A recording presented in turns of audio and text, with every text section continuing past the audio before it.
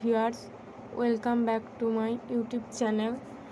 আজ আমরা ক্লাস 7-এর প্রথম অধ্যায় পৃথিবীর পরিক্রমণ সম্বন্ধে জানব।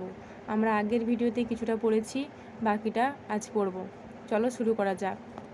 সূর্যের বার্ষিক আপাতগতি বা রবি মার্ক। সারা বছর সূর্যটা কি আকাশের ঠিক এক জায়গায় ওঠে? একটু লক্ষ্য করে দেখবে যে সারা বছর সূর্য একই জায়গায় উঠছে কি না। দেখবে যে না, একই জায়গায় উঠছে না। হয়তো অনেকেই লক্ষ্য করেছ, শীতকালে সূর্যটা পূব আকাশে একটু দক্ষিণ দিকে ঘেঁষে, আবার গ্রীষ্মকালে একটু উত্তর দিকে ঘেঁষে ওঠে। এরকম কেন হয়?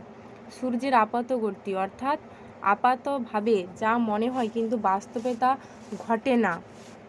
ঠিক যেমন চলন্ত বাস ট্রেন থেকে মনে হয় গাছপালা ঘরবাড়ি সব পিছন দিকে সব সরে যাচ্ছে, অথবা নাগরদোলা চললে মনে হয় সব কিছু ঘুরছে। তেমনই পৃথিবী পশ্চিম থেকে পূর্ব দিকে আবর্তন করে বলে আপাত দৃষ্টিতে সূর্যকে প্রতিদিন পূব আকাশে থেকে পশ্চিম আকাশে চলাচল করছে বলে মনে হয়। এটাই সূর্যের দৈনিক আপাতগতি। এখান থেকে প্রশ্ন আসতে পারে, সূর্যের দৈনিক আপাতগতি কাকে বলে?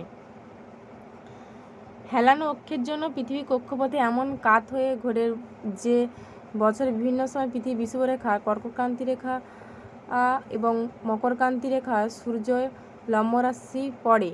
ফলে আপাতভাবে মনে হয় যে সূর্য পৃথিবীর বিষুবরেখা থেকে উত্তরে কর্কটক্রান্তি রেখা পর্যন্ত এবং দক্ষিণে মকরক্রান্তি রেখা পর্যন্ত চলাচল করে। এটাই সূর্যের বার্ষিক আপাতগতি বা রবি মার্ক। রবি সমান সূর্য আর মার্ক সমান পথ। কীভাবে করবে বলছে, প্রতি মাসের 1 বা 2 তারিখে সকালে দেখবে সূর্যটা কোথায় উঠেছে, সেদিক বরাবর একটা লম্বা দাগ দিয়ে রাখবে। নির্দিষ্ট মাস সূর্য কোন দিকে ঘেঁষে ওঠে দেখতে হচ্ছে। মার্চ মাসে কোন দিকে ঘেঁষে ওঠে, মে জুন মাসে কোন দিকে ঘেঁষে উঠছে, সেপ্টেম্বর মাসে কোন দিকে ঘেঁষে উঠছে, নভেম্বর ডিসেম্বর মাসে কোন দিকে ঘেঁষে উঠছে, তোমরা এটা করে দেখবে। লক্ষ্য করেছ, গরমকালে স্কুল থেকে ফিরে যতক্ষণ খেলা যায় আর শীতকালে বিকেল হতে না হতেই সন্ধ্যা হয়ে যায়। একটা খাতায় লিখে রাখতে পারলে ঠিক বোঝা যাবে গরমকালে আর শীতকালে কতক্ষণ সূর্যের আলো থাকে। একটা তালিকা বানিয়ে জুন মাসের প্রত্যেক সপ্তাহে একদিন করে সূর্যোদয় আর সূর্যাস্তের সময়টা লিখে ফেলতে হবে।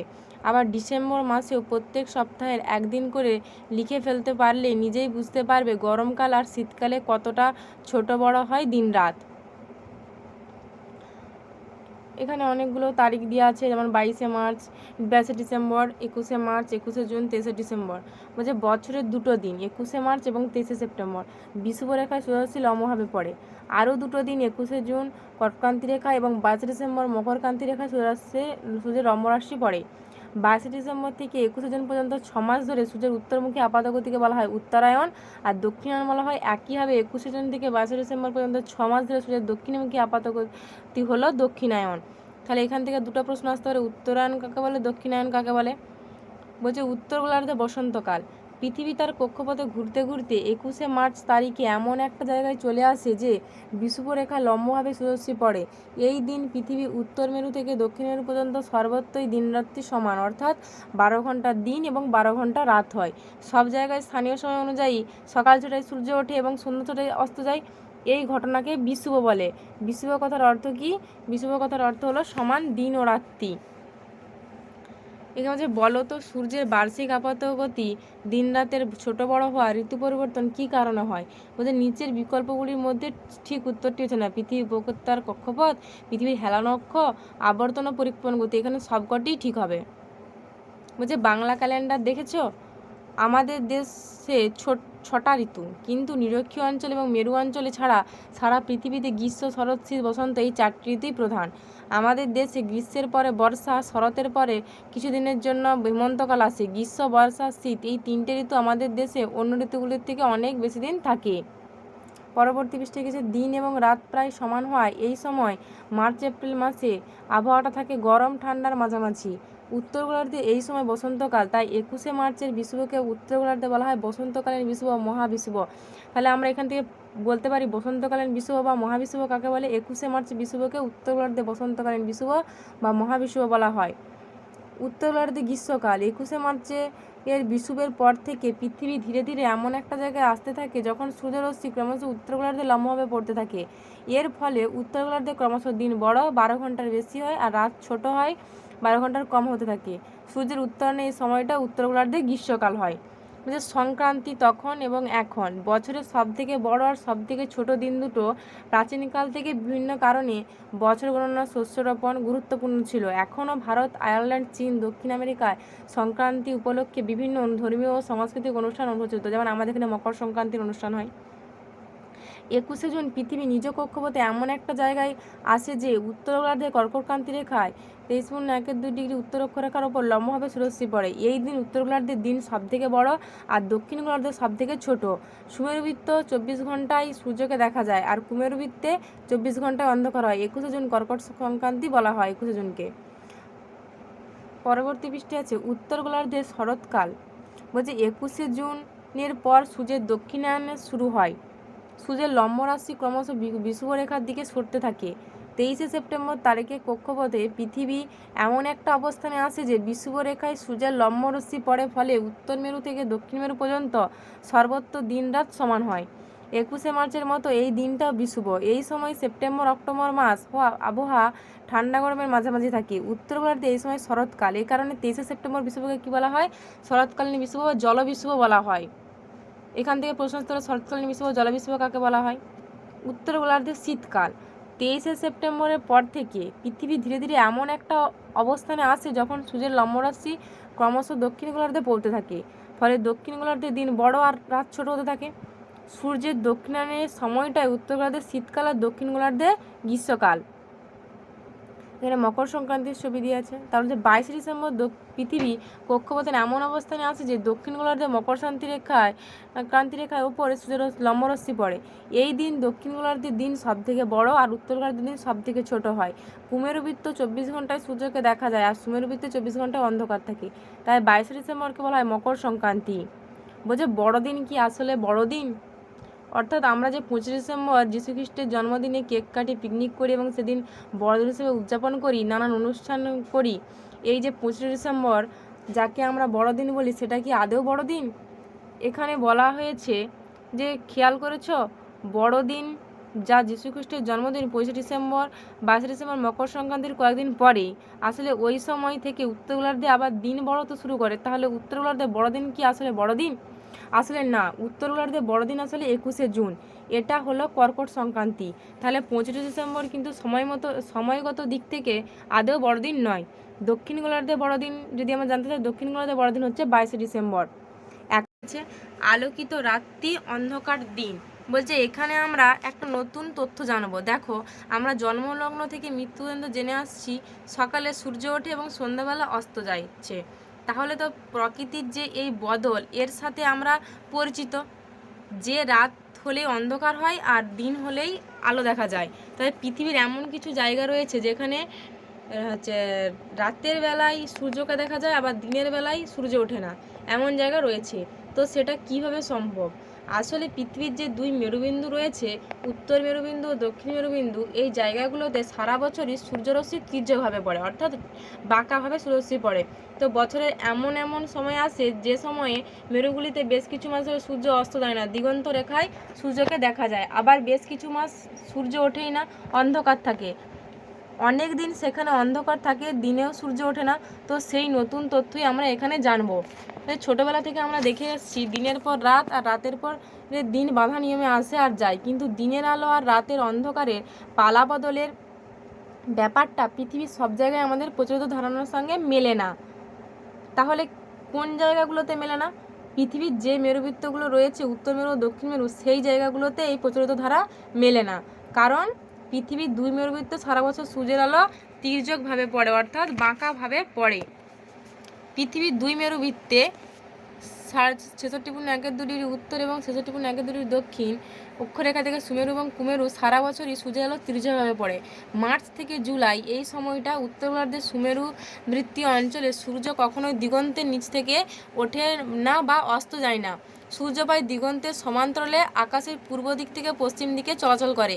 এই সময় 24 ঘন্টায় একটানা দিনের আলো থাকে, অর্থাৎ স্থানীয় সময় অনুসারে তখন রাত হওয়া সত্ত্বেও সূর্যকে আকাশে দেখা যায়। আবার সেপ্টেম্বর থেকে জানুয়ারি এই সময়টা একইভাবে দক্ষিণ গোলার্ধের কুমেরুবৃত্তীয় অঞ্চলে একই রকম আলোকিত রাত্রি সহ একটানা দিন হয়। এ প্রসঙ্গে দিগন্ত রেখা প্রসঙ্গে এখানে একটু বলে রাখি, তোমাদের একটু বলে রাখি, তোমরা যদি একটা ফাঁকা মাঠতে যাও অনেকটা দূরে, যেখানে মনে হবে আকাশটা মাঠের সাথে মিশে গেছে, সেই জায়গাটাই হবে দিগন্ত। বলছে মধ্যরাত্রি সূর্য মার্চ থেকে জুন বা জুলাই, এই সময় Canada, Denmark, Alaska, Norway, Sweden, Iceland এর অনেক জায়গা থেকে স্থানীয় সময় অনুযায়ী গভীর রাত্রিতে কিছু সময়ের জন্য দিগন্ত রেখায় সূর্যকে দেখা যায় না। নরওয়ের উত্তরে হামারফেস্ট বন্দরে মে মাস থেকে জুলাই মাস পর্যন্ত সূর্যকে রাতের বেলায় স্পষ্টভাবে দেখা যায় বলে একে মধ্যরাত্রি সূর্যের দেশ বা নিশীথ সূর্যের দেশ বলা হয়। তাহলে এখান থেকে প্রশ্ন আসতে পারে মধ্যরাত্রি সূর্যের দেশ বা নিশীথ সূর্যের দেশ কাকে বলা হয়? নরওয়ের হামারফেস্টকে। পরবর্তী সেপ্টেম্বর থেকে জানুয়ারি, এই সময়ে কয়েক মাসে সুমেরুভিত্তিক অঞ্চলে সূর্য একেবারে ওঠে না, তখন দিনের পর দিন 24 ঘন্টায় অন্ধকার থাকে, অর্থাৎ স্থানীয় সময় অনুযায়ী দিন হওয়া সত্ত্বেও আকাশে সূর্যকে দেখা যায় না। আবার মার্চ থেকে জুন, এই সময়ে কুমেরুবৃত্তীয় অঞ্চলে এরকম অন্ধকার দিন সহ একটানা রাত হয়। সুমেরু এবং কুমেরুতে আবার একটানা 6 মাস দিন এবং 6 মাস রাত হয়। সূর্যের উত্তরায়ণের সময় সুমেরুতে টানা 6 মাস দিন হয়। এই সময় কুমেরুতে 6 মাস রাত হয়, দক্ষিণায়নের সময় কুমেরুতে টানা 6 মাস দিন এবং ওই সময়ে সুমেরুতে 6 মাস রাত হয়। দুই মেরু অঞ্চলে একটানা রাত এর সময় তাপমাত্রা হিমাঙ্কের নিচে থাকে, আবার দিনের সময়টাও তাপমাত্রা খুবই কম থাকে। সুমেরু প্রভা ও কুমেরু প্রভা, দুই মেরু প্রদেশে একটানা রাত চলার সময় মাঝে মাঝে আকাশে রংধনুর মতো রঙিন আলোর জ্যোতি দেখা যায়, একে কী বলা হয়? অরোরা। বায়ুমণ্ডলে বিভিন্ন আয়নিত গ্যাসের সঙ্গে সূর্যরশ্মি সংঘর্ষের ফলে মেরু অঞ্চলে আকাশে এরকম বিচ্ছুরিত আলোর সৃষ্টি হয়, একে উত্তর গোলার্ধে সুমেরুপ্রভা ও দক্ষিণে কুমেরুপ্রভা বলা হয়। মগজাস্ত্র বলছে ভেবে দেখো, ঠিক পারবে। পৃথিবীর অক্ষটা যদি পৃথিবীর কক্ষের উপর লম্ব হতো, বৃহস্পতির অক্ষটা একই রকম কক্ষের উপর লম্ব। পৃথিবীর অক্ষ যদি কক্ষপথের সমতলে থাকতো, ইউরেনাসের অক্ষটা এরকমই। বলছে এই দুটো ক্ষেত্রে দিন রাত এবং ঋতু পরিবর্তন কেমন হতো বলতো? দিন রাত সমান হতো, কোনো হ্রাস বৃদ্ধি ঘটতো না, ঋতু পরিবর্তন হতো না। বলছে পৃথিবীর কোথায় সারা বছর দিন রাত সমান থাকে? নিরক্ষীয় অঞ্চলে। 21 মার্চ তারিখে স্থানীয় সময় অনুযায়ী কটার সময় টোকিও, কলকাতা, সিডনিতে সূর্য উঠবে? সকাল 6টায়। 4 জুলাই, 25 জানুয়ারি, 20 সেপ্টেম্বর বিষুবরেখার যে কোনো জায়গায় কখন সূর্য উঠবে? সকাল 6টায়। 23 সেপ্টেম্বর স্থানীয় সময়ে কটার সময় নিউ ইয়র্ক, দিল্লি, কায়রোতে সূর্য ডুববে? বিকেল 5টার মধ্যে। বলছে পরের বিষয় হচ্ছে ঋতু বৈচিত্র্য ও আমরা। বলছে একটা গল্পের মতো বলা আছে, রিয়া আর পিন্টু মিলে এই ছবিটা এঁকেছে, তুমিও তোমার মতো এঁকে ফেলো ঋতুগুলো ও তার ফল, ফুল, সবজি, গাছপালা, বিভিন্ন উৎসব, খাবার দাবার।